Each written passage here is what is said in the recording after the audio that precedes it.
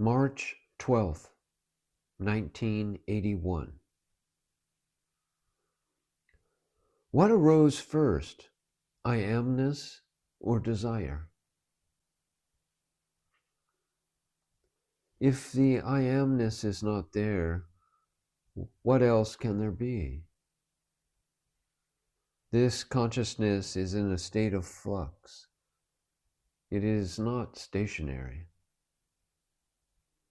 If the power to manifest itself and that knowingness or I amness have not appeared, no identification can take place.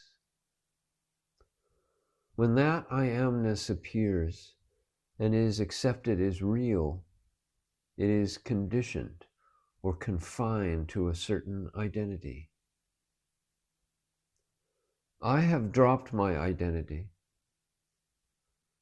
Who has dropped it? No one has dropped it. It dropped by itself. It was possible to observe the capacity of the brain not to register anything.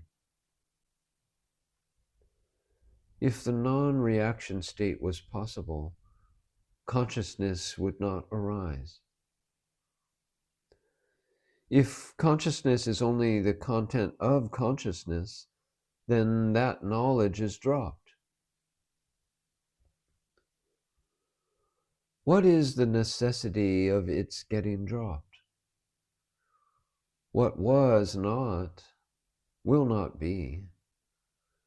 That knowledge was not there earlier and is going to disappear. There have been so many teachings by the various saints who have appeared and disappeared. In these talks here, where are the references to Christ and Rama and Krishna and others? Do we refer to them in our dialogue? There have been many so-called sages, saints, yonis, and each one has been enamored of a particular concept that he wanted the world to know about. Ultimately, the different religions were only individual concepts which appealed to the consciousness in a particular individual at a particular time. That is why we are here. When you came, was it not on account of your body-mind? Not only is the body-mind unreal, but this manifest consciousness, this universe, is also unreal. The I amness is dreamlike, ephemeral. Even the feeling of having understood is likely to lead one into a sense of illusion, because the individual thinks he has found something to impart to others. But there is no individual. It is so easy to get totally lost when juggling words by attaching too much importance to them.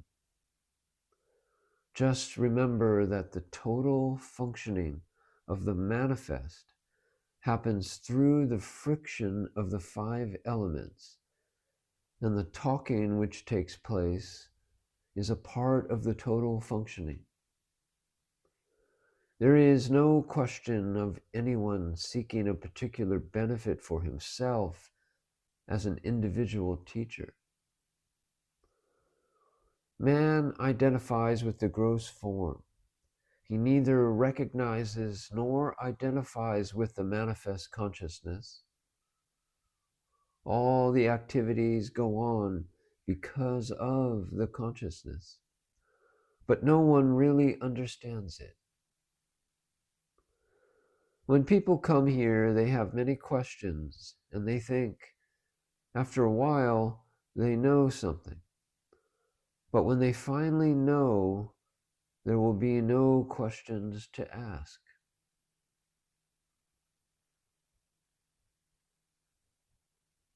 March 13th, 1981. Everything happens out of our own self. This consciousness is spontaneously felt in the self only. This I is not an individual. What is the absolute unmanifested. What appears as if in a dream is the manifested, the so-called relative world. And this experience of the dreamlike state is the same and identical state for everyone. In this process of functioning that becomes manifest, if you accept something as an individual event, then it affects you as an individual. If you do not take delivery as an individual, but as total functioning, then you are free of whatever is happening. The knowledge of the self is this dreamlike feeling of I amness. By assuming a separate identity, one taints that which is taintless. And this is the true meaning of the original sin. Go to the very root. Who are you? What are you? You are the product of the 5 elements. You have taken the support of the 5 elements. Your feeling of I amness emanates from the 5 elements. Focus your attention at that point. What change should occur in you so that you realize yourself? What change could happen to you? When you come here, you must be expecting something to happen. What change do you expect in yourself so that you may say, I have now attained what I sought. I need not go to Maharaj anymore. With reference to what state are you speaking? What is that state? In that dreamlike state, I am not keeping a record of anyone coming here, nor of any conversations among us.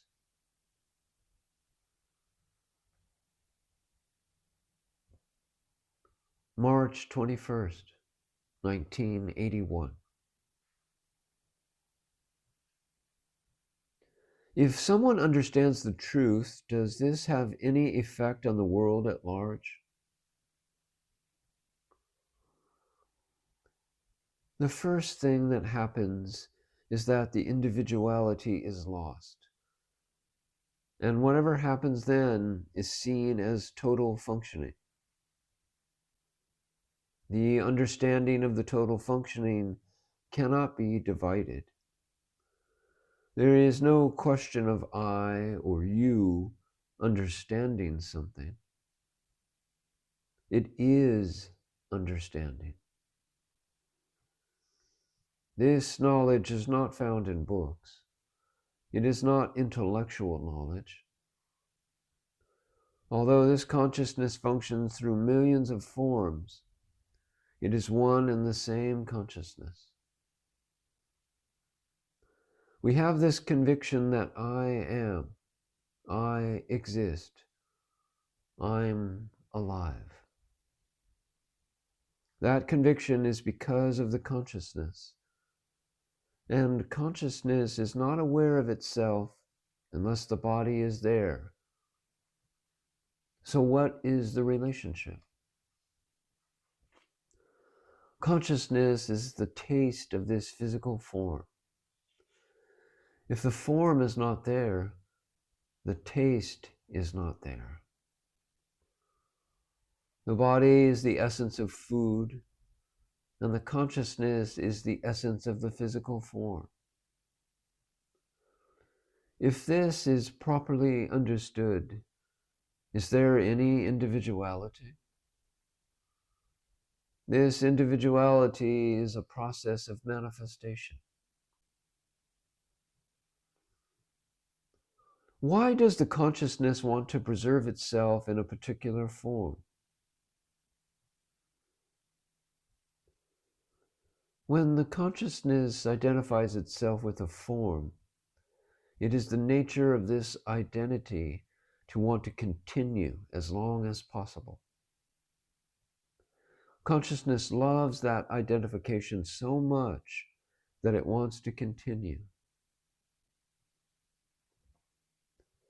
If this individuality is lost, will consciousness still want to continue? Once consciousness has lost its individuality and has become one with the universe, it will have no need to continue.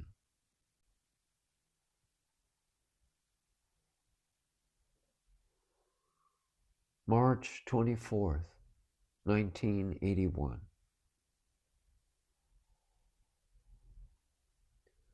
If you sit here quietly, being one with the knowledge I am, then you are not concerned with the world or what goes on in the world. It is only when the consciousness starts operating and there are various movements in the consciousness that the behavior in the world takes place. When I am not conscious of the existence of the body, experiences are not registered. Just as the universe is contained in consciousness, so also this physical body is merely an appearance in consciousness, perceived and cognized by consciousness. No amount of effort can make you understand this. Only the deepest apperception of this in consciousness will make that experience happen by itself. Anyone in that condition, where the consciousness is present, but the registration of the existence of the body is not, even in that state, the conditions in the body change constantly. All of this is an appearance in consciousness. Therefore, consciousness has to suffer all of the changing conditions. In that state, any number of events happen, but all that is really happening is a total functioning against the background of this void, which in reality is really consciousness. There is no separate identity. What is this consciousness. Apart from that, no one can exist. When you are very quiet, you have arrived at the basis of everything. That is the deep, dark blue state in which there are millions of stars and planets. When you are in that state, you have no awareness of your existence.